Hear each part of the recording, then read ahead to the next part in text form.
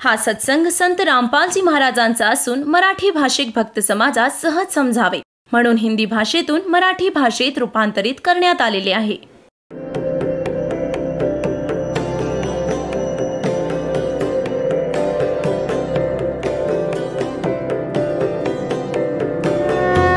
और ज्ञान सब ज्ञान डी कबीर ज्ञान सो ज्ञान और जैसे घोड़ा तोब कायम करता चले मैदान. जगद्गुरु तत्वदर्शी संत रामपालजी महाराजांचे अमृत वचन सर्व पवित्र धर्मांच्या व पवित्र शास्त्रांच्या आधारावर. आणि त्यांनी ते ज्ञान सांगितलं होतं जे वेद आणि गीता पुराणात जे आपले गुरु धर्मगुरु आचार्य शंकराचार्य मंडलेश्वर जे संस्कृत भाषेचे विद्वान मानले जायचे ते नाही समजू शकले आपल्या सद्ग्रंथांना. आणि ते परमात्म्याने 600 वर्षांपूर्वी सांगितलं होतं की ब्रह्मा विष्णू महेशांचा मृत्यू होतो, ते अविनाशी नाहीत, यांची माता दुर्गा आहे, यांचा पिता काळ आहे, ज्योती स्वरूपी निरंजन हा क्षरपुरुष आहे. पण त्यावेळी आपल्यापर्यंत हे ज्ञान नाही पोचू दिलं गेलं आणि त्याला दाबून टाकण्यात आलं. कबीर साहेबांना बदनाम केलं गेलं. तो धाणक होता, विणकर होता, त्याला काय माहीत सद्ग्रंथांविषयी. आता पुण्यात्म्यांनो, परमात्मा कच्ची कामं नाही करत, समर्थ असतात. जर त्यावेळी भगवान नसते आले तर आज आपण कसं ओळखलं असतं की भगवान कसा असतो. त्यावेळी जी लीला कबीर परमेश्वराने केली आणि वेद सांगतात की अशी लीला भगवान करतो आणि त्यांच्यासारखी लीला आजपर्यंत ज्यांना आपण भगवान मानत होतो त्यांच्या इतिहासात त्यांच्या चरित्रामध्ये नाहीये. तर जे वेद सांगतात परमात्म्याची डेफिनेशन आणि वेद सांगतात परमात्म्याचा महिमा आणि तो जर कोणाच्या लीलेत मिळतो तर who is God? He is God. तर कोण आहे तो परमात्मा? तोच आहे परमात्मा जे वेदांनुसार ज्ञान आहे आणि वेदांनुसार त्याचा महिमा आहे की तो कशी लीला करतो, कसा येतो आणि कुठे राहतो आणि कसं स्वरूप आहे त्याचं, साकार आहे वा निराकार आहे. आजपर्यंत जितके पण पंथ आहेत, धर्म आहेत आणि सगळे परमात्मा निराकार असल्याचे सांगतात. त्याला काही आकार नाही, तो शरीरविहीन आहे, त्याचं कोणतं शरीर नाही आहे, तो तर सर्वव्यापी आहे. आणि आपल्या सगळ्या धर्मांचे सद्ग्रंथ सांगतात की तो परमात्मा तर नर आकार आहे, मनुष्य सदृश्य आहे, सशरीर आहे, त्याचं नाव कबीर आहे. आणि वर आपल्या निजस्थानात वरच्या लोकात सतलोकात तो एक खूप मोठ्या घुमटात विराजमान आहे आणि तिथे त्याच्या डोक्यावर साज आहे, मुकुट आहे आणि वर छत्र आहे त्या परमात्म्याचे. हे तर आपले सद्ग्रंथ सांगतात. आणि ज्या महापुरुषांना परमात्मा भेटले ते प्रत्यक्षदर्शी संत सांगतात. आता जसं परमात्म्याविषयी आपण कसं ओळखायचं की परमात्मा कोण आहे? प्रथम तर आपली जी थिअरी आहे, आपला सिद्धांत आहे, आपले ग्रंथ आहेत, वेद आहेत, गीता आहे, पुराण आहे, कुराण आणि बायबल आहे, त्यांच्यामध्ये जो भगवानाचा महिमा गायला गेला आहे तो परमात्म्याविषयी सांगितला आहे. आणि जे परमात्म्यामध्ये ते गुण पूर्ण आहेत तर तो परमात्मा आहे. ही तर आपली थिअरी झाली. आणि मग ज्यांना साक्षात्कार झाला भगवानाचा, ज्यांना भगवान भेटला, त्या महापुरुषांनी पुन्हा मग आपले ॲफिडेव्हिट दिले आहेत आपल्या अमृतवाणीमध्ये. कोणाकोणाला भेटले? आदरणीय धर्मदास साहेबजींना परमात्मा येऊन भेटले. ऋग्वेद मंडल नंबर 9 आणि सूक्त नंबर 86 86च्या मंत्र 26 आणि 27 मध्ये. ऋग्वेद मंडल नंबर 9 सूक्त 82 मंत्र 1, 2, 3 मध्ये. ऋग्वेद मंडल नंबर 9 सूक्त 96च्या 96च्या मंत्र 16 पासून 20 मध्ये. ऋग्वेद मंडल नंबर 9 सूक्त 20 मंत्र 1 मध्ये. ऋग्वेद मंडल नंबर 9 सूक्त 54 मंत्र 3 मध्ये. ऋग्वेद मंडल नंबर 9 सूक्त 94 मंत्र 1 मध्ये. ऋग्वेद मंडल नंबर 9 सूक्त 95 मंत्र 2 मध्ये, ऋग्वेद मंडल नंबर 9 सूक्त 67 आणि मंत्र नंबर 26 मध्ये, ऋग्वेद मंडल नंबर 9 आणि सूक्त 1 मंत्र 8 आणि 9 मध्ये. ह्यांच्यामध्ये काय वर्णन आहे? एक सगळ्यांचं सामूहिक सांगतोय दास. तुम्हाला दाखवलं तर अनेक वेळा आहे आणि रात्री कधी वेळ साथ देईल तर हे पुन्हा दाखवू. ह्याच्यात वर्णन आहे की तो पूर्ण परमात्मा सगळ्यांचा सर्व उत्पादक म्हणजे सगळ्यांचा जनक, सर्व ब्रह्मांडांचा रचनाकार, वरच्या लोकात सतलोकात तिथे राहतो. एक उंच अशा स्थानावर एक खूप मोठ्या घुमटामध्ये. तिथे दिसायला तो राजासारखा आहे. जसं राजाच्या डोक्यावर मुकुट असतो त्याच्यात खूप छान झलक असते आणि सिंहासनावर विराजमान आहे. तख्त, तख्त म्हणजे सिंहासन. आणि तो परमात्मा इथे येतो, चांगल्या आत्म्यांना भेटतो, सशरीर येतो, विजेच्या अशा विद्युत गतीने येतो, शीघ्रगामी आहे तो. 1 सेकंदात इथे येतो आणि चांगल्या आत्म्यांना भेटतो, त्यांना तत्वज्ञानाशी ओळख करून देतो. आणि तो परमात्मा आपल्या ज्ञानाला, स्वतः रचलेल्या सृष्टीला आणि यथार्थ भक्तिविधीला लोकोक्तींच्या माध्यमातून, दोह्यांच्या माध्यमातून म्हणजे पद्यभागात उच्चारण करून वरच्या स्वरात कुठेही उभा राहून वाणी बोलू लागत असे. आणि तो परमात्मा लोकोक्तींच्या माध्यमातून, दोह्यांच्या माध्यमातून, शब्दांच्या माध्यमातून आपलं ज्ञान देण्यामुळे एक प्रसिद्ध कवींमधूनही प्रसिद्ध कवीसुद्धा असतो, पण तो भगवान असतो. आणि कवींसारखं आचरण करतो, हिंडतो फिरतो, आपलं ज्ञान देत राहतो, चांगल्या आत्म्यांना भेटतो, त्यांना सत्संदेश देतो, स्वतःशी परिचित करून देतो. तो परमात्मा 3 प्रकारे आपलं पालन पोषण करतो, 3 स्थितीत. एका स्थितीत ते तिथे वर राहतात. जेव्हा परमात्मा सिंहासनावर विराजमान असतात तेव्हा त्यांच्या शरीराचा नूर जो आहे, प्रकाश आहे, तेज आहे, लाईट आहे, एका रोमात, रोम म्हणतात केसाला, एका रोमात कोटी सूर्य मिळवा कोटी चंद्रमा, इतकं तेज आहे त्या परमपित्याचं. त्या पूर्ण शरीराचं बघा किती असेल. मग तो परमात्मा इथे येतो, तो हलकं तेजपुंजाचं शरीर बनवतो. आपलं शरीर आपल्या बॉडीला सरळ करतो, आपल्या रूपाला. जर तो ॲज इट इज तसाच प्रकाशयुक्त शरीरात इथे येईल तर आपली चरमदृष्टी नाही बघू शकत, आपण सूर्याकडे नाही बघू शकत. आणि तो कोटी सूर्य आणि कोटी चंद्रमा इतकं एक रोमकोपात प्रकाश आहे. म्हणून आपल्या शरीराला, रूपाला हलकं करून इथे येतात. ही दुसरी. आता जेव्हा इथे येतात तेव्हा 2 स्थितीत येतात. एक तर प्रत्येक युगात ते परमात्मा एक शिशुरूप धारण करून आणि जंगलात सरोवरावर उमललेल्या कमळाच्या फुलावर विराजमान होतात. हे प्रत्येक युगात ही लीला करतात. आणि ज्या कारणाने ते त्या कमळाच्या फुलावर येण्यामुळे नारायण म्हटले जातात. नार म्हणजे जल, आयण म्हणजे त्यात विराजमान होणारा.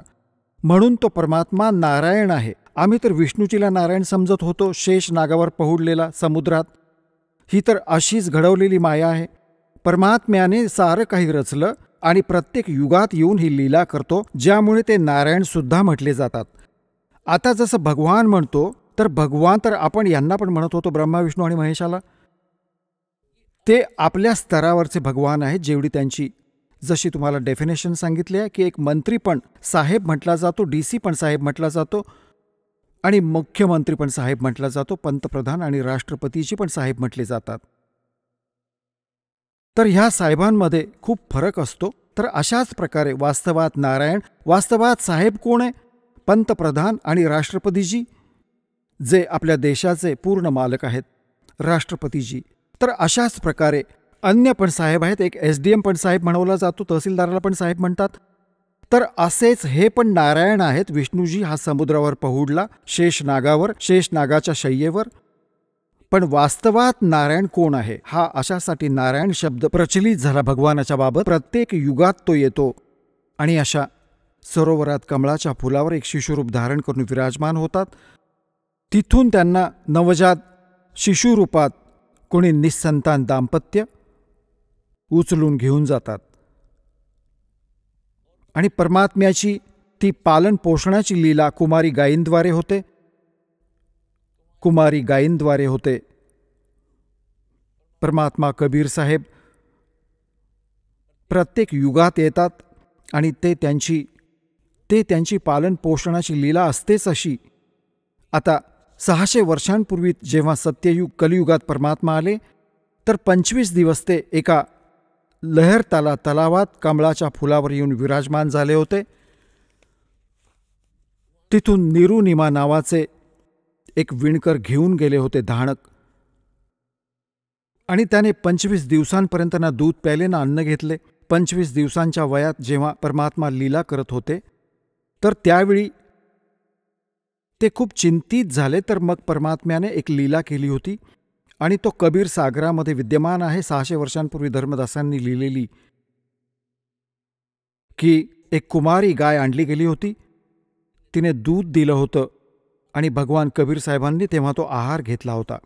कुमारी गाय त्या गायीने परमात्मा मोठा होईपर्यंत कुमारी गाय दूध देत होती, भगवान पीत होते. ती कधी गर्भवती झाली नाही.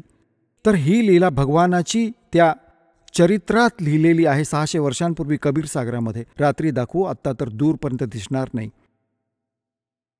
तर तेच परमात्मा, तेच वेद सांगतात. ऋग्वेद मंडल नंबर 9 आणि सूक्त नंबर 1 मंत्र 9 मध्ये स्पष्ट केलंय की तो परमात्मा जेव्हा शिशुरूप धारण करून इथे लीला करतो तर त्याच्या पालन पोषणाची लीला कुमारी गायींद्वारे होते.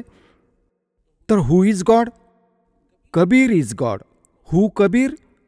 हु इज कबीर? वो धानक रूप रहा करतार फाई सुत. आता त्या महापुरुषांनी ज्यांना भगवान भेटला त्यांच्यापैकी कोण कोण आहेत तुम्हाला दाखवतो. आदरणीय धरमदास साहेबजी बांधवगडवाले, त्यांना भगवान भेटले. आदरणीय मलुकदास साहेबजी,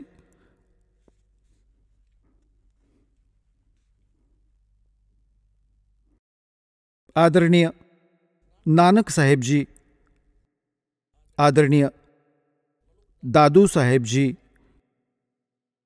आदरणीय गरीबदास साहेबजी, गाव छुटानी, जिल्हा झज्जर, हरियाणा वाले. आदरणीय घिसादास साहेबजी, गाव खेकड़ा, जिल्हा बागपुर, यूपी वाले. आदरणीय स्वामी रामानंदजी, काशीनगर वाले. आता तुम्हाला थोडंसं या महापुरुषांनी जी पण परमात्म्याविषयी माहिती दिली आहे ती सांगतो. पुण्यात्म्यांनो, परमात्म्याच्या महिम्याचे गुणगान करणे आणि ऐकणे, श्रवण करणे, पण खऱ्या अंतःकरणाने, खऱ्या आत्मीयतेने, मग तो आपल्यावर परिणाम करतो. आदरणीय धरमदास साहेबजींना परमात्मा भेटले आणि जसं की वेदात सांगितले की परमात्मा सत वर राहतात, तिथून गती करून येतात, चांगल्या आत्म्यांना भेटतात, सशरीर येतात, सशरीर निघून जातात. ज्यावेळी परमात्मा धरमदासजींच्या सोबत खूप वर्ष राहिले आणि जेव्हा निघून गेले सतलोकात, मग त्यांच्या जाण्यानंतर जी व्याकुळता त्यांना उत्पन्न झाली, धरमदासजींनी परमात्म्याविषयी काय म्हटले? आज मोहे दर्शन दियो जी कबीर, आज मोहे दर्शन दियो जी कबीर. सतलोक से चल कर आए, सतलोक से चल कर आए, काटन जम की जंजीर, आज मोहे दर्शन दियो जी कबीर, आज मोहे दर्शन दियो जी कबीर. थारे दर्शन से मारे पाप कटत हैं, थारे दर्शन से मारे पाप कटत है। निर्मल होव जी शरीर आज मोहे, दर्शन दियो जी कबीर आज मोहे, दर्शन दियो जी कबीर। अमृत भोजन मारे सतगुरु जी में, अमृत भोजन मारे सतगुरु जी में, शब्द दूध की खीर आज मोहे, दर्शन दियो जी कबीर आज मोहे। हिंदू हो के तुम देव कहाए, हिंदू हो के तुम देव कहाए, मुसलमान के पीर आज मोहे, दर्शन दियो जी कबीर आज मोहे, दर्शन दियो जी कबीर। दोनों दीन का झगड़ा छिड़ गया, दोनों दीन का झगड़ा छिड़ गया, टोहे न पाए शरीर आज मोहे, दर्शन दियो जी कबीर आज मोहे। धर्मदास की अर्ज गुसाई, धर्मदास की अर्ज गुसाई, खेवा लंगाइयो पर ले तीर आज मोहे, दर्शन दियो जी कबीर आज मोहे, दर्शन दियो जी कबीर। धरमदासजींनी काय सांगितलं की सतलोकातून चालून आले, काटन जम की जंजीरी। गरीबदास साहेबजी म्हणतात, सतगुरु आए दया करी, ऐसे दीन दयाले, बंदी छोड़ व्रतास कहा, जठर अग्नि प्रतिपाले। अजब नगर में ले गए हमको सतगुरु आने। परमात्मा गरीबदास साहेबजी म्हणतात, गावछोडानी जिल्हा झज्जरवाले, अजब नगर में, त्या अद्भुत सतलोकात जे भगवान जिथे राहतात, अजब नगर में ले गए हमको सतगुरु आने, येऊन घेऊन गेले सतलोकात आणि पुन्हा आणून सोडलं। जल के बिंब अगाध गती वहां सूते चादर ताणे। गीता अध्याय नंबर 18 श्लोक नंबर 62 मध्ये म्हटले की अर्जुन, तू सर्व भावाने त्या परमेश्वराला शरण जा, त्याच्या कृपेने तू परम शांतीला आणि सनातन परम धामाला प्राप्त होशील। इथे गरीबदासजी काय म्हणतात, अजब नगर में ले गए हमको सतगुरु आने, इथे येऊन घेऊन गेले। जल के बिंब अगाध गती वहां सूते चादर ताणे। चादर ओढून झोपणे एक वाक्प्रचार आहे, आपल्या इथे देशी स्थानिक भाषेतला लिहिलेला आहे। ते सांगतायत की कसा चादर ओढून झोपलास, जसं कोणी पहुडलेलं असतं, झोपलेलं असतं, की कसे चादर ओढून झोपलास, काम झालं तुझं पूर्ण, म्हणजे काही काम नाही राहिलं तुला। निश्चिंत होऊन झोपणं, चादर ओढून झोपणं, की तिथे जाऊन मला परमसुख मिळालं। अजब नगर में ले गए हमको परमेश्वर आने, आकर जल के बिंब अगाध गती वहां सूते चादर ताणे। म्हणजे पूर्ण निश्चिंत होऊन तिथे ऐटीत झोपलो, तिथे काही दुःख नाही, काही चिंता नाही, काही जन्म मरण नाही, काही रोग नाही, कोणत्याही प्रकारचा अभाव नाही। भगवानाची झलक नेहमी आपल्या डोळ्यांसमोर असते। अनंत कोट ब्रह्मांड का एक रति नहीं भारे, सतगुरु पुरुष कबीर हैं वो कुल के सिरजनहारे। आता काय सांगत आहेत, गैबी ख्याल विशाल सतगुरु अचल दिगंबर थीर हैं, भक्ति हेत काया धर आए अवगत सत कबीर हैं। हरदम खोज हनोज हाजिर त्रिवेणी के तीर हैं, दास गरीब तबीब सतगुरु बंदी छोड़ कबीर हैं। हम सुल्तानी नानक तारे दादू को उपदेश दिया, जात दुलाहा भेद न पाया वो काशी माहे कबीर हुआ। सब पदवी के मूल हैं ये सकल सिद्धि हैं तीरे, दास गरीब सतपुरुष बजो वो अवगत कला कबीर। जिंदा जोगी जगत गुरु ये मालिक मुर्शिद पीरे, दहु दीन झगड़ा मंड्या पाया नहीं शरीर। एक मलुकदास नावाचे महापुरुष झाले. खूप मोठे शेतकरी होते, अरोरा जातीतले होते. परमात्मा त्यांना भेटले. थोडीशी झलक ऐकवतो, कारण की वेदांनी सांगितले की तो परमात्मा चांगल्या आत्म्यांना भेटतो जे दृढभक्त असतात. मलुकदास नावाचे चांगले आत्मा होते, शेतकरी होते, खत्री अरोरा जातीतले होते. पण पुण्यात्मा तर पुण्यात्माचा असतो. तर परमात्मा काय लीला करतो, आधी कुठेही कोणत्याही क्षेत्रात यायचे. जसं दास सांगत होता, भगवान 3 प्रकारे आपलं पालन पोषण करतो. एक तर तिथे स्थिर शरीरात राहतात, तेजोमय शरीरात सतलोकात. दुसरं ते शिशुरूप धारण करून प्रत्येक युगात एकच लीला करतात अशी. आणि मग अन्य जे शरीर धारण करून कोणा साधू संतांच्या रूपात कुठेही कोणाकडेही तिथे प्रकट होतात. आणि पूर्वी तर असं कम्युनिकेशन नसायचं आपसात. 100-50 किलोमीटर दूर कोणी बसून राहिलंय, 10 दिवस 1 महिना पत्ता नाही लागायचा की तिथं कोण राहतंय. असं त्यावेळी परमात्मा कुठेही प्रकट व्हायचे आणि तिथे राहायचे 1-2 वर्ष, 4 वर्ष, 10 वर्ष. आणि आपलं नावगाव सांगायचे नाही. आपण हे ऐकायचो की एक साधू आला होता, त्याने नावगाव नाही सांगितलं, पण फार पोहोचलेला होता आणि त्याचा महिमा गायला जायचा. परंतु हे नाही कळायचं की तो कोण होता, कुठून आला होता, कारण तो सांगायचा नाही. तर असं परमात्मा एका ठिकाणी राहायचे, आश्रम बनवून छोटासा. आणि तिथून मग त्यांचे भक्त गावात नगरात व्हायचे. एका गावात 4-5 घरं होती, 5-6. तर भगवान तिथे जायचे. गावागावात नगरानगरात आपली अमृतवाणी ऐकवायचे, बोलून बोलून जशी लीला भगवान करत असत. तर मलुकदासाच्या गावात 4-5-6 भक्त परिवार होते. तर गुरुजी तिथे गेले सत्संग करायला. तर सगळ्यांनी प्रार्थना केली, आज आमच्याकडे करा, उद्या आमच्या घरी करा, आमच्या घरी चरण ठेवा. आता गुरुजी येणार म्हटल्यावर उत्तम भोजन बनवलं जायचं.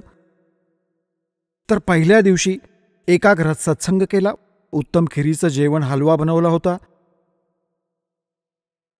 पुढच्या दिवशी दुसऱ्याच्या घरात, त्यानंतर तिसऱ्याच्या घरात. मग आसपासचे लोक ह्या ज्ञानाशी परिचित ना होऊन विरोधक बनायचे आणि जगत आणि भक्ताच्या विचारात मतभेद झाल्याने एक दुसऱ्याच्या विरोधी हे स्वाभाविकपणे व्हायचे. कारण की ज्या क्रिया भक्तांच्या असतात त्या जगतच्या नसतात आणि जगतला त्या आवडत नाहीत आणि भक्तांसाठी त्याच फायनल असतात. त्यानेच त्यांचं कल्याण होतं. त्यामुळेच त्या गावातला चौधरी होता, 800-900 बिघा जमीन होती त्याची, मलुकदासाची. तर त्या मलुकदासाकडे जाऊन आधी तर चौधरी मुलुकसिंग होता तो. मुलुकदास का म्हणायचे त्याला, मुलुकदास तर नंतर बनवला भगवानाने त्याला. आता चौधरी मुलुकसिंग अरोराजींकडे गावातील काही व्यक्ती गेले की असं असं गावात एक ठग आलाय आणि लुटतोय, चांगलं चुंगलं खातोय, खीर खांडेचं जेवण करतो आणि हा आपलं बिघडवतोय सारा खेळ, सारं गणित. आणि ब्रह्मा विष्णू महेशाबद्दल तो काहीही खोटं नाटं बोलतो. अरोराजी पण कृष्णजींचे पुजारी होते, मुलुकदासजी. तर मुलुकदासांनी विचार केला, बुद्धिमान व्यक्ती असतात ते आपल्या स्तरावरून काम करतात, भगवानाला घाबरणारे असतात. त्यांनी विचार केला की बाबा ठीक आहे, मी बघतो, आधी व्हेरीफाय करेन आणि मग ॲक्शन घेऊ. आता नेहमीच तो सकाळी फिरायला जात असायचा. ज्या रस्त्याने तो जात असायचा त्याच्याच बाजूला कोणा भक्ताचं घर होतं. त्याच्यात पण त्या दिवशी हलवा बनत होता. हलव्याचा सुगंध पसरला होता दूरपर्यंत. तर त्याने बघितलं, अरे काय होतंय बाबा. मलुकदासजींनी, मलुकसिंगने बघितलं डोकावून, काय करतोयस तू, आज कोणत्या खुशीत हलवा बनवतोयस. त्यांनी सांगितलं, चौधरी साहेब, हलवा तर यासाठी बनवतोय, आमचे गुरुजी आलेत आणि या तुम्ही पण खा आणि सत्संग झालाय, आमचे गुरुजी आलेत म्हणून बनवलंय. तर त्याने बघितलं की हा आहे तो गुरुजी. बघितलं म्हणे, हो. म्हणू लागला, किती दिवस झाले तुझे गुरुजी येऊन. अहो आज 4था दिवस आहे. कुठे आहेत तुझे गुरुजी की ते बसलेत समोर. मुलुकदास चौधरी साहेब गेला तिथे. म्हणू लागला, अरे ठगा, तू करून का नाही खात? का जगाला फसवतोस? ह्या गरिबांचं लागल्यास तू शोषण करण्यामध्ये. आपलं करून खात जा स्वतः. तर परमात्मा म्हणाले, चौधरी साहेब, मला तर भगवान न करताच देतोय, तर मला काय गरज आहे करण्याची? आता परमात्म्यासमोर त्यांच्या वाणीत जोर होता. मग मुलुकदासाने विचार केला की बाबा संत आहे, भक्त आहेत, जास्त नडण्यात अर्थ नाही ह्याच्याशी. चला, याने जे म्हटलं ते म्हटलं. तर त्याने विचारपूर्वक विचारलं की एक गोष्ट सांगा महाराजजी, हा भगवान मला का नाही देत न करता? परमात्मा म्हणाले की तुझा विश्वास नाहीये, तुझ्याकडे ती भक्ती नाहीये ज्यात भगवान न करता पण देतो. आता त्याला भक्ती वगैरे इतकं समजलं नाही. तो म्हणू लागला की एक अट आहे. मुलुकदास म्हणाले की बोल. कबीर साहेब म्हणाले काय? की आज मी काहीही न खाता घरातून निघालोय आणि संध्याकाळपर्यंत जर तुझ्या भगवानाने मला जेवण नाही दिलं न करता, जेवण दिलं मी न बनवताही मी अशा जागी जाईन, तर मी तुझा शिष्य बनेन जेवण दिलं तर. आणि नाही जेवण मला दिलं तर तुला माझ्या शेतात मजुरी करायला लावीन. मंजूर आहे? परमात्मा म्हणाले मंजूर आहे. आता तो निघून गेला. त्याची शेती होती पूर्वेला आणि जाऊन पोचला पश्चिमेला. गाव नगरापासून दूर दुसऱ्याच्या क्षेत्रात. पूर्वी जंगलं खूप असायची. आणि तिथे जाऊन एका वृक्षावर चढून बसला की आता बघतो मला इथे कसं कोण जेवण आणून देईल. तिथपर्यंत कोणी जाऊ नाही शकत. आता तिथे काय झालं की हे मेंढपाळ असतात की ही मेंढ्या बकरेवाले, त्यांचा काही सण होता. ते म्हणू लागले की बाबा एक खीर बनवा. तांदूळ घरून आणले होते त्यांनी.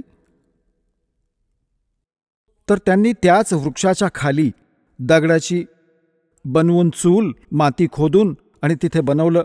लाकडं रचून खीर बनवायला चालू केलं.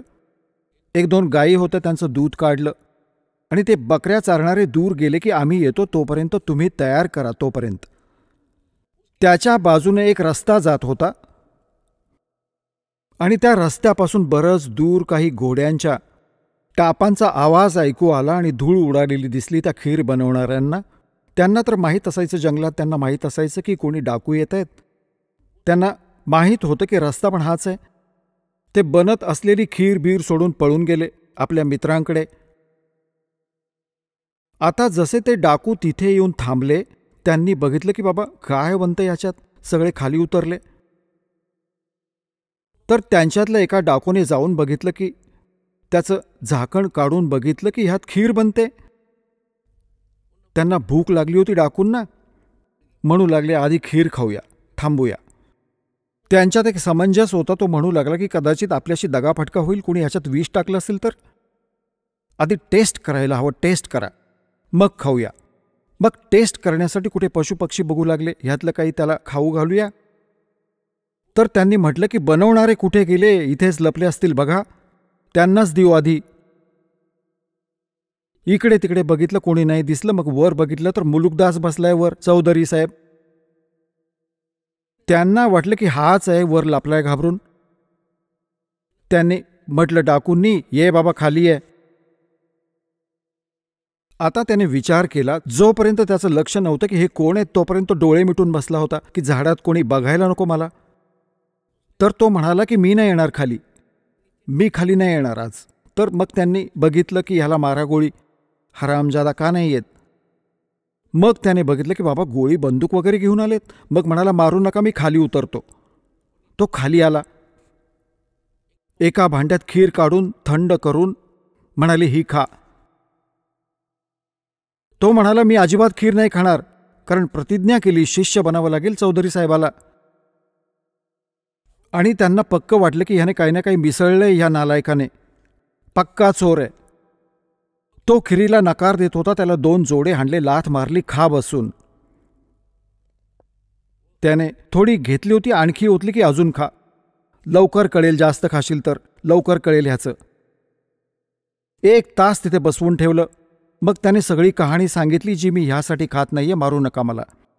माझी एका संतासोबत पैज होती आज, तो सफल झाला, मी हरलो. डाकू म्हणाले पळ तू इथून. आता मारला त्याला एक जोडात तर धूम ठोकली त्याने सरळ. आता जेव्हा त्याच्यावर संकट आलं तेव्हा डाकूंमध्ये येऊन अडकलास आणि यांना आता कोण विचारणार, ते तर तुलाच गोळी मारतील. तेव्हा आठवण काढली त्याचीच. हे त्या गुरुचं नाव तर माहीत नव्हतं, गाववाल्यांची नावं माहिती होती, गाववाल्यांची, की हे धन्नाचे गुरुजी, आज माझा जीव वाचवा, मी तुमचा पक्का शिष्य बनेन. जीव तर वाचवणार होताच परमात्मा. मग पक्का निश्चय केला की आज जीव वाचला तर जाऊन चरण स्पर्श करेन त्या महापुरुषाचे. मग तिथून पळाला तो फुल स्पीडने. परमात्म्याच्या चरणाशी येऊन लोळण घेऊन रडू लागला. परमात्मा म्हणाले, सांग बाबा, भगवानाने सेवा केली काही? म्हणाला, तुमचा भगवान मारून मारून खीर खाऊ घालतो आणि मी तुमचा शिष्य, तुम्ही माझे गुरुजी, माझा जीव वाचवला तुम्ही. तर तेव्हा त्या मुलुकदासने काय म्हटलं, जेव्हा सगळ्या ज्ञानाशी परिचित झाला आणि सतलोकात घेऊन गेले भगवान आणि परत सोडलं त्या प्रिय आत्म्याला.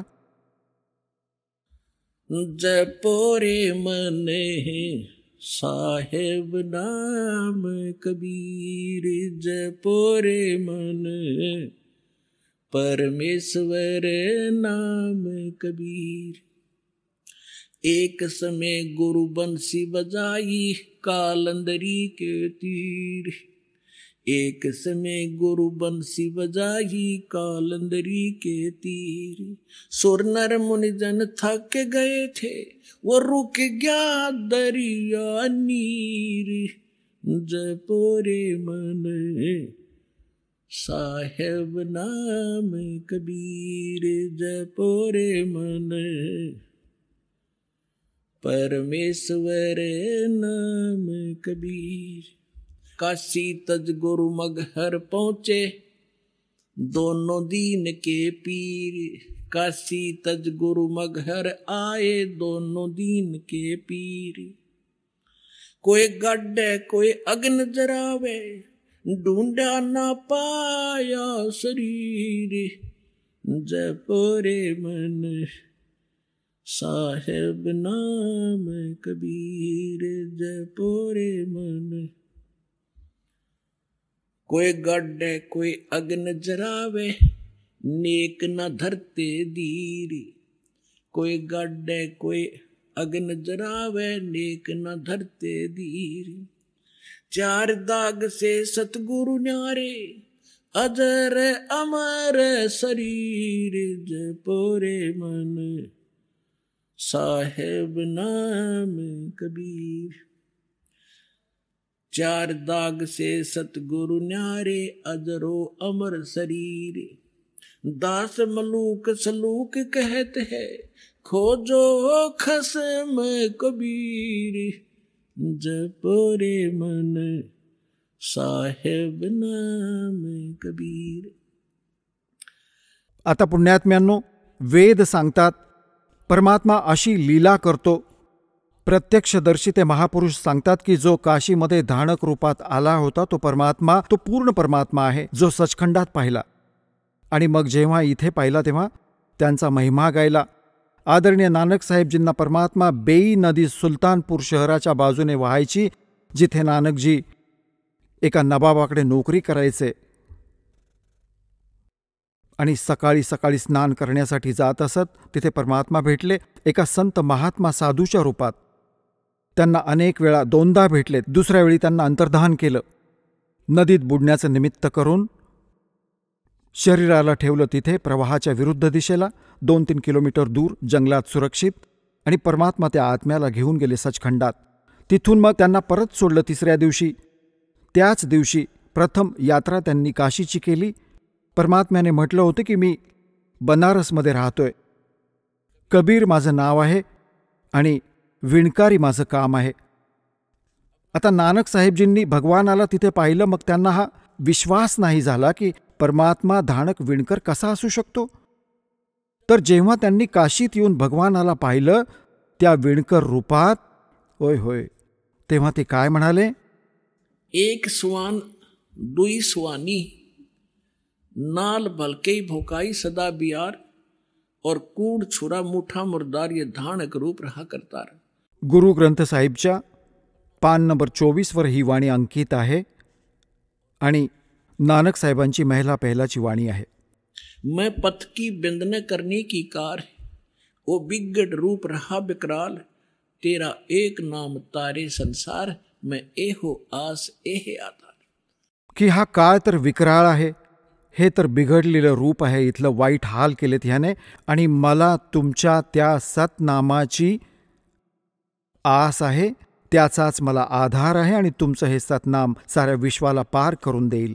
तेरा एक नाम तारे संसार, मैं एहो आस ये हो आधार, मुख निंदा आख्या दिन रात, पर घर जो ही नीच मनाथ, काम क्रोध मन तन वसै चंडाल, ये धानक रूप रहा करतार. भाई सूरत मुलुक की वेश, भाई सूरत मुलुक की वेश, ए ठगवाडा ठगी देश, खरा सियाणा पोता बार, ये धानक रूप रहा करतार. परमात्म्याला काशीमध्ये बघितलं जेव्हा नानकसाहेबजींनी, कि ये ठगवाडा ठगी देश. प्रेमाने म्हणत आहेत, हे ठग, हा बसलाय भगवान स्वतः, जो मी सचखंडात बघितला जसाच्या तसा. धानक रूप रहा करतार लोगो, धानक रूप रहा करतार. मग सांगितलं होतं की 731 पानावर सांगितलंय की नीच जात अंधला चुंधला, नीच जात परदेशी मेरा, खिल आवे तिल जावे. एका सेकंदात इथे आणि एका सेकंदात वर आढळतो. अर्ता की संगत ना न करेंदा, कैसे मुंडा पावे. 721 पानावर गुरु ग्रंथ साहिब मध्ये लिहिलंय की एक अर्ज गुप्तम पेश तो दर कून करतार, हक्का कबीर करीम तू बे ए परवरदिगार. की हे सत कबीर, हक्का कबीर, बेऐब परवदिगार, तू सच्चा करतार आहेस, साऱ्या सृष्टीचा रचनहार तूच आहेस. तर अशा प्रकारे या महापुरुषांनी परमात्म्याला मिळवलं. आणि जसं आदरणीय दादूसाहेबजींना जेव्हा परमात्मा भेटला वयाच्या 7व्या वर्षी, बालक होते छोटेसे दादूजी, परमात्मा त्यांना सचखंडात घेऊन गेले. 3 दिवस 3 रात्री बेशुद्ध पडले होते, कोमात होते दादूजी. सगळा हाहाकार माजला, नातेवाईक एकत्र जमा झाले, सर्व वैद्यांना मांत्रिकांना बोलावलं, दाखवलं, काही झालं नाही. जेव्हा 3ऱ्या दिवशी परमात्म्याने तो आत्मा परत पाठवला, त्यानंतर ते उठले आणि बघितलं हाहाकार माजला होता. तसं तर स्वप्नही मानलं असतं. जेव्हा बघितलं, ओहो हो, मी तर भगवानासोबत गेलो होतो, मी तर परमात्म्यासोबत गेलो होतो. आणि 3 दिवसांपर्यंत तिथे पाहिले, आणि असं असं जसं रस्त्यात ज्या अडचणी येतात त्या पण दिसल्या दादूजींना. मग काय सांगितलंय, जिन मुझको निज नाम दिया, सोए सतगुरु हमारे, दादू दूसरा कोई नहीं, वो कबीर सिरजनहारे. आता आदरणीय रामानंदजींना परमात्मा असे घेऊन गेले होते, सचखंडात नेले. ते जास्त विद्वान समजत होते, संस्कृत भाषा चांगली जाणायचे, ब्राह्मण कुळात जन्म होता. 1400 ऋषी बनवले होते, जे त्यांच्याकडून प्राप्त ज्ञानाचा पुढे जनतेपर्यंत प्रचार करत असत. आणि खूप मोठा बोलबाला होता. 104 वर्षांचे वृद्ध झालेले होते रामानंदजी जेव्हा परमात्मा कलियुगात काशीत आले होते. ते लीलामय वयात 5 वर्षांचे लीलामय वय होते भगवानांचे, म्हणजे 99 वर्षांचं अंतर होतं. परमात्मा 5 वर्षांचे आणि रामानंद 104 वर्षांचे. महर्षी, विद्वान, कंठस्थ पाठ केले होते 4ही वेदांच्या मंत्रांना, गीतेला, पुराणांना, आणि अगदी ओघवतं संस्कृत बोलत असत.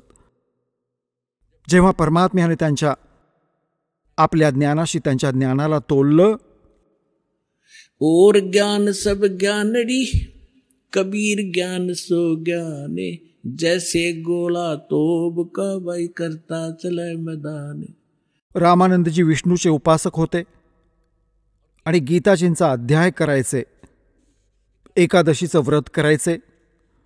परमात्म्याने एकच प्रश्न केला होता की कोण ब्रह्माचा पिता आहे, कोण विष्णूची माता, शंकराचे आजोबा कोण, पंडितजी तुम्ही सांगा.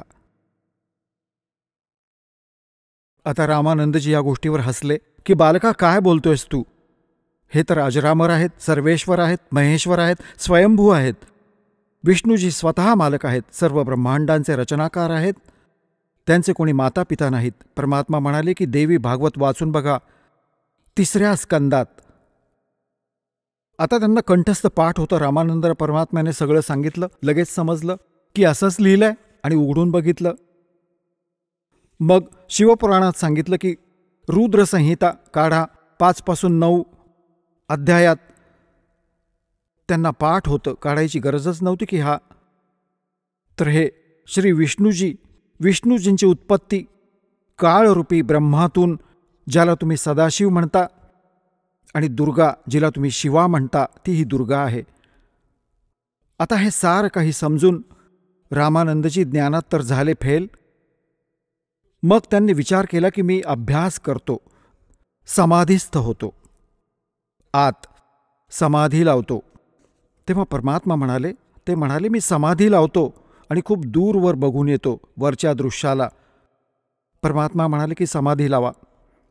जशी त्यांनी समाधी लावली, अभ्यास होता, पुढे पोचले अगदी शेवटी.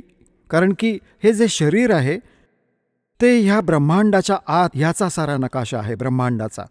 आणि सूक्ष्म शरीर जी समाधी लागते ह्यातून निघून वर बाहेर निघून जातो. आणि त्याच्या आत मग खूप लांबी होते त्याची. ब्रह्मांडाला डोकं जाऊन लागतं. आणि ह्याची थोडी झलक कधी बघायची असेल, सकाळी वा संध्याकाळच्या वेळी किंवा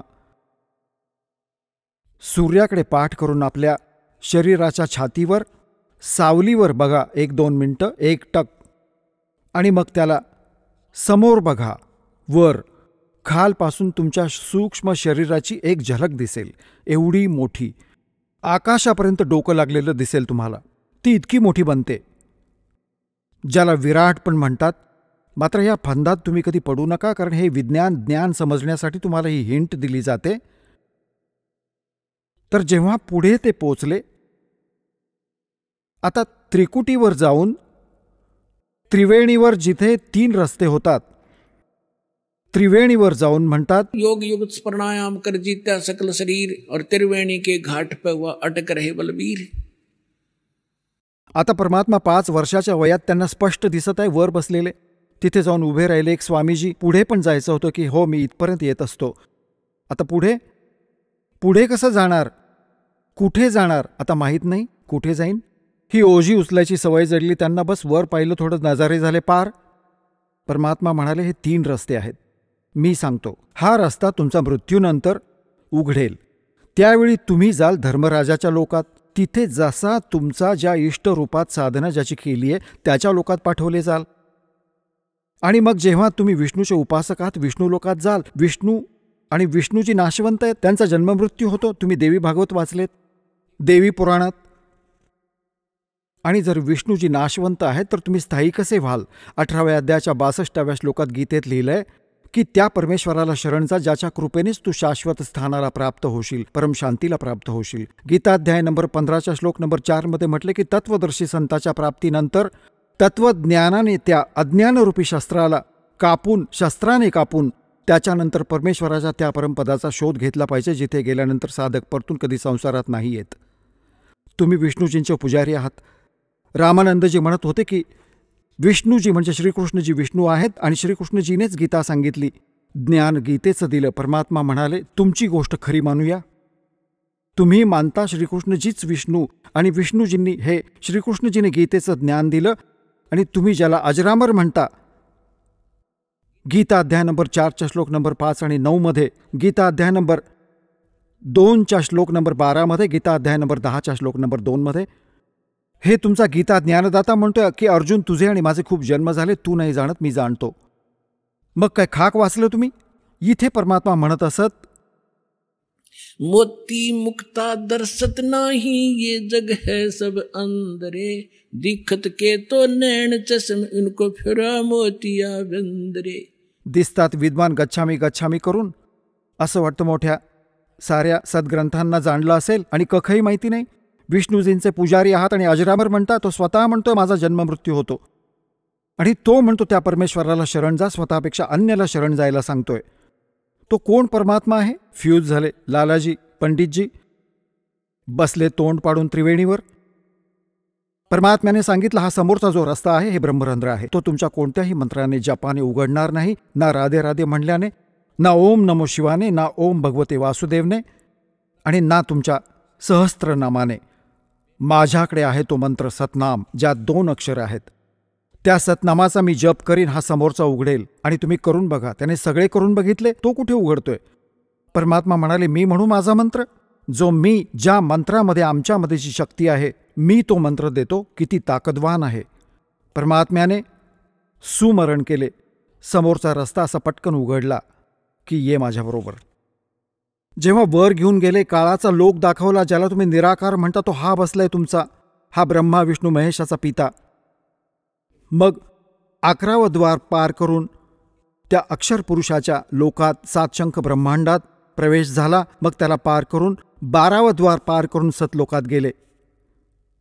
आता जास्त वेळ न घेता तिथे दाखवून परमात्म्याने बघितलं, सिंहासनावर बसलेला तोच 5 वर्षाचा बालक अनंत कोट ब्रह्मांडाच्या सिंहासनावर.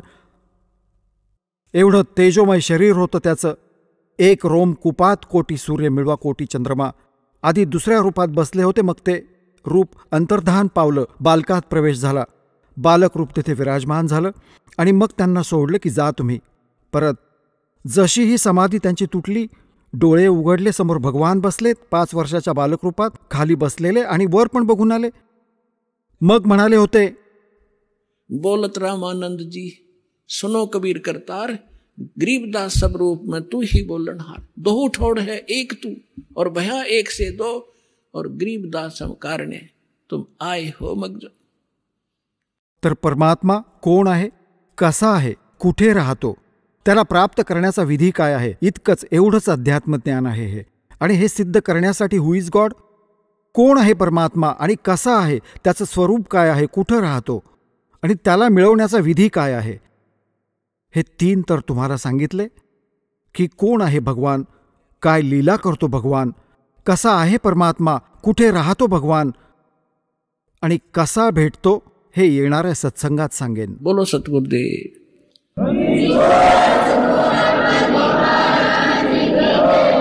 चला आता आपण त्या श्रद्धाळूंचे अनुभव जाणून घेऊया, ज्यांनी जगद्गुरु तत्वदर्शी संत रामपालजी महाराजांकडून नामदीक्षा प्राप्त केलेली आहे, तसेच त्यांच्याद्वारे सांगितलेल्या भक्ती मार्गावर चालत आहेत. नमस्कार सतसाहेब. आपलं नाव? माझं नाव ज्ञानेश्वर आनंदराव काटकर दास. आपण कुठून आलात? तालुका फलटण, जिल्हा सातारा, महाराष्ट्र इथून. आपला व्यवसाय काय आहे? माझा व्यवसाय पेंटिंगचा आहे. संत रामपालजी महाराजांची गुरुदीक्षा आपण कधी घेतली? 2015मध्ये 9व्या महिन्यामध्ये. संत रामपालजी महाराजांची गुरुदीक्षा घेण्या अगोदर आपण व आपला परिवार कोणती भक्ती साधना करत होतात? संत रामपालजी महाराजांच्या गुरुदीक्षा घ्यायच्या अगोदर मी हिंदू धर्माप्रमाणे मी बरेच देवी देवतांची भक्ती करायचो. प्रथमतः म्हणजे आमचे गावाचे ग्रामदैवत आहे ते म्हणजे भैरवनाथाचं. ते भैरवनाथाची रोज जाऊन भक्ती करायचो. रोज म्हणजे सकाळी उठल्या त्यांचं दर्शन घ्यायचो. त्याच्यानंतर गणपती वगैरे बसवायचो. दुर्गामातेचे दर्शन घ्यायचो. दुर्गामातेला 51 रुपयाचा हार घालायचो. दुर्गामातेची रोज पूजा करायचो. आणि आमच्या गावाच्या आजूबाजूला एक 4-5 देवी आहेत, जानूबाई, वाघजाई, वडजूबाई, यांची शुक्रवारी जाऊन त्यांचे दर्शन घेऊन यायचो. आणि भूतप्रेत करतात जे आपले म्हणजे देवऋषी असतात, त्यांच्याकडं दर शुक्रवारी जायचो मी. आणि आमच्या घरामध्ये जे गोट्या वगैरे ठेवले होते, वडीवडिलांनी म्हणजे आजोबांनी वगैरे आणले होते, त्यांनी ते गोटे घरात ठेवल्यामुळं त्यांच्याकडे जायचो मी. आणि दरवर्षी आमच्या घरामध्ये एक उपारटा कोंबडा म्हणून असतो, ते म्हणजे द्यायला लागायचं आमच्या घरामध्ये. तर ते देवऋषी सांगायचे तुमच्या घरामध्ये हा कोंबडा दरवर्षी कापायला लागतो म्हणून. तर असं हे आमचे सतत चालू होतं. त्याच्यानंतर अखंड हरिनाम सप्ताह आमच्या घरामध्ये 12 बसायचा. त्याच्यामध्ये आम्ही 9 दिवस सप्त्यामध्ये बी असायचो. आणि परत विठ्ठलाला पण जायचो आम्ही. विठ्ठल म्हणजे आमच्या इकडचं म्हणजे एक मोठं देवस्थान आहे. ते विठ्ठलाची भक्ती आम्ही रोज करायचो. म्हणजे हरिपाठाच्या ह्याच्यातून आम्ही ती भक्ती करायचो. सर, जसं आपण सांगत आहात की आपण पूर्वीपासूनच भक्तिमार्गात होतात आणि महाराष्ट्रामध्ये जी प्रचलित भक्ती साधना आहे, देवीदेवतांची पूजा करणे, तीर्थाला जाणे, उपवास करणे, या भक्ती साधना आपण करत होतात. तर असं असताना आपल्याला संत रामपालजी महाराजांचं जे ज्ञान आहे त्याबद्दल आपल्याला माहिती कशी मिळाली आणि आपण त्यांच्या शरणात कसे आलात? मी सद्गुरू रामपालजी महाराजांच्या चरणामध्ये म्हणजे त्या भगतमती आणि माझी मिसेस त्यावेळेस ते दोघंजणी मित्र होते. त्या दोघीजणी रोज एका एस टीतून ये जा करायचे. आणि ते असंच त्यांनी नामदीक्षा घेतली होती, आम्ही काय घेतली नव्हती. तर आम्ही फलटणमध्ये शिफ्ट झाल्यानंतर ते आमच्या घरी रोज यायचे. असे आल्यानंतर तुम्ही अशी साधना करा, तशी साधना करा सांगायचे. ते यायचे आणि म्हणायचे विठ्ठलाच्याबद्दल सांगायचे. म्हणजे विठ्ठल हा विष्णूचा अवतार आहे, त्यांच्या वरची कोणती ताकद आहे आणि तुम्ही विठ्ठलाचा ज्यावेळेस विष्णूची भक्ती करचाल त्यावेळेस तुम्हाला विठ्ठल लाभ देईल असं ते सांगायचे. मग ते पुरावे द्यायचे आम्हाला. म्हणजे ज्ञानगंगा पुस्तकामध्ये, जगण्याचा मार्ग पुस्तकामध्ये ते पुरावे द्यायचे. तर आम्ही म्हणायचो हे काहीतरीच घेऊन आलेत रोज आमच्यासमोर आणि हे काहीतरी सांगायला लागलेत. म्हणलं आम्ही ज्यावेळेस म्हणजे आम्हाला ज्यावेळेस गरज होती त्यावेळेस देव आमच्यापाशी नाही आला आणि आता कशाला येतं तुम्ही घेऊन येते आमच्याकडे, असं त्यांना भरपूर आम्ही बोलायचो आणि नकार द्यायचो.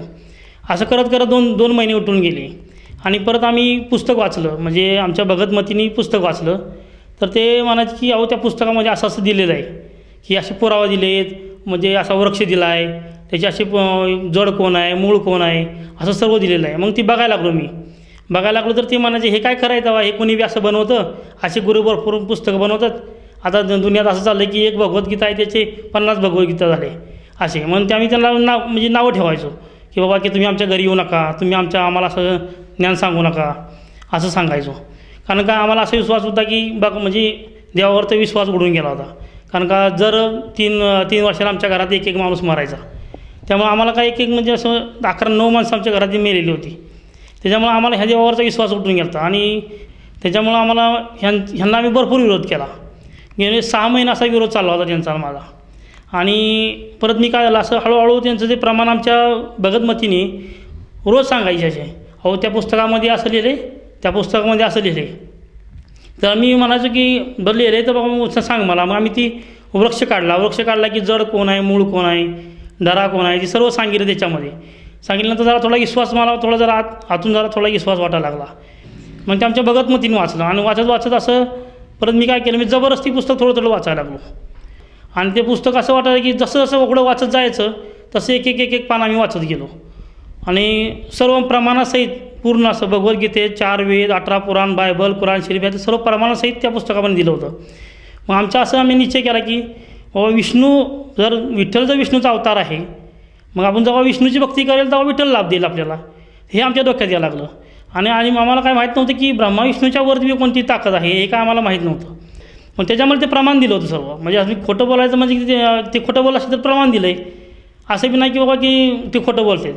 मग असं करत आम्ही अजून परत 2 महिने थांबलो. आणि एक दिवशी असंच सर्व पुस्तक वाचून झाल्यानंतर, सर्व विश्वास पटल्यानंतर ते भगतजी आहेत आमच्या फलटणचे, त्यांना म्हटलं आम्हाला नामदीक्षा घ्यायची आहे. नामदीक्षा घ्यायला आम्ही गाडीत बसायला गेलो. तर ते गाडीपाशी गेलो ना, आमच्या नवरा बायकोच्या दोघांची भांडणं लागली गाडीपाशी गेल्यानंतर. मग तिथूनसुद्धा आम्ही भांडणं झाल्यामुळे आम्ही रागाच्या भारामध्ये आम्ही तिथून माघारी आलो, पण नामदीक्षा घ्यायला गेलो नाही. मग ती ताकद अशी होती की आम्हाला तिथपर्यंत पोहोचवून देत नव्हती. असं आम्हाला 2 वेळा त्या गाडीत बसायला गेलो आणि 2 वेळा आम्हाला माघारी आलो आम्ही. मग परत असं काय करायचं म्हणून बरेच दिवस असे गेले. परत 2 महिन्यांना आम्ही परत निश्चय केला की आम्ही जायचं म्हणून नामदीक्षा घ्यायला.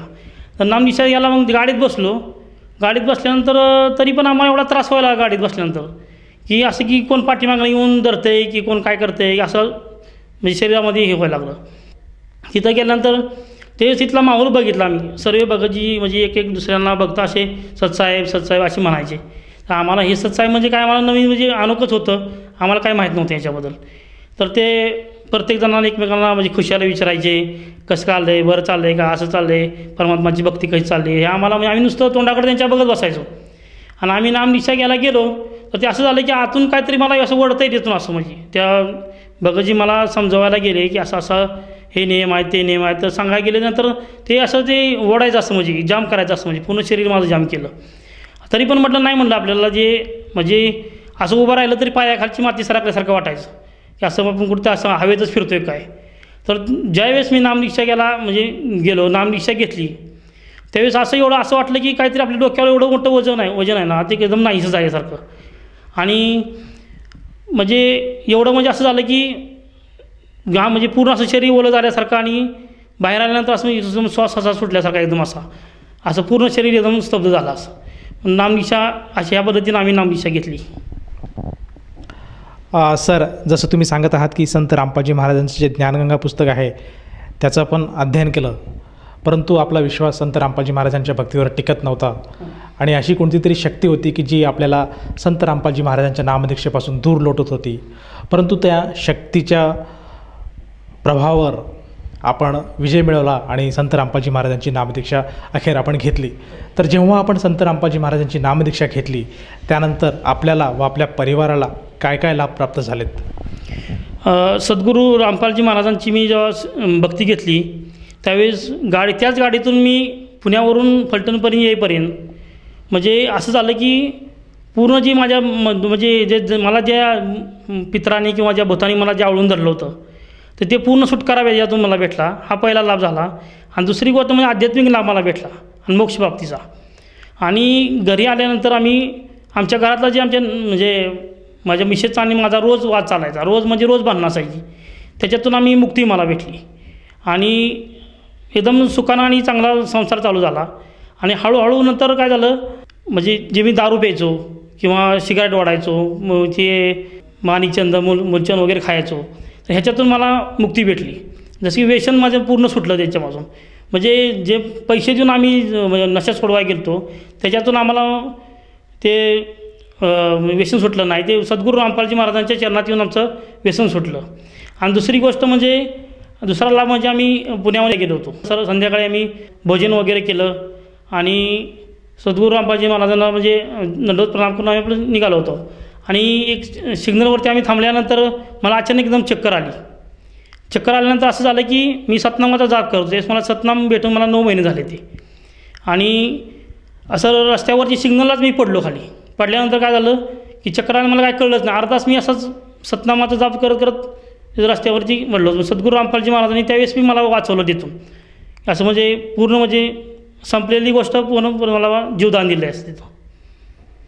आणि तिसरा लाभ म्हणजे असं की मी गाडी चालवत होतो. माझ्या घरी तिथून माझ्या फलटणवरून माझं घर आहे 50 किलोमीटर.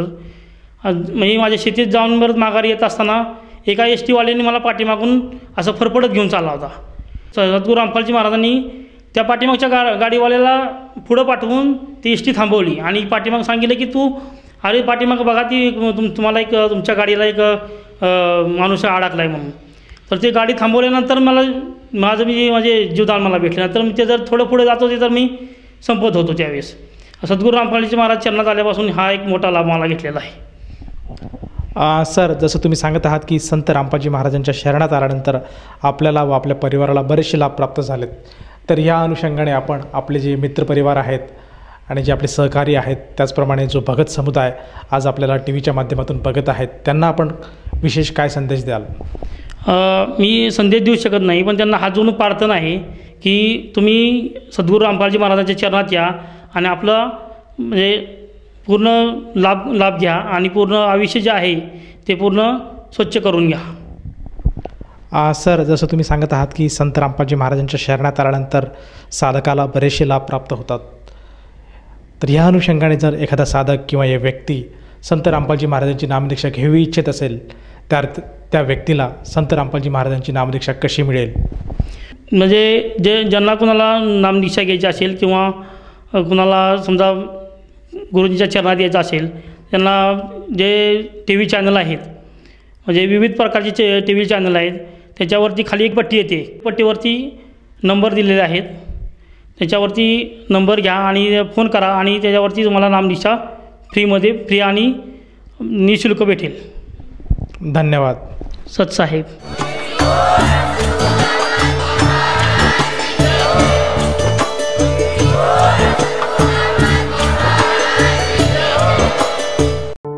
आपण ऐकत होता जगद्गुरु तत्वदर्शी संत रामपालजी महाराजांचे मंगल प्रवचन.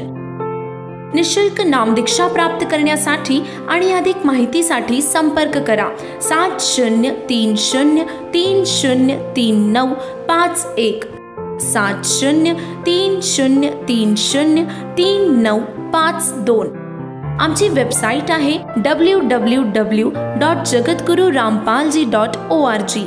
सर्व पवित्र धर्मांच्या पवित्र शास्त्रांवर आधारित प्रमाणित अनमोल पुस्तक ज्ञानगंगा किंवा जगण्याचा मार्ग यापैकी कोणतेही एक पुस्तक निःशुल्क मागविण्यासाठी आम्हाला आपले पूर्ण नाव, पूर्ण पत्ता, पिनकोड सहित आणि फोन नंबर लिहून 7030303951, 7030303952 या नंबरावर SMS करू शकता किंवा आम्हाला 7030303950 या नंबरावर व्हॉट्सअप देखील करू शकता.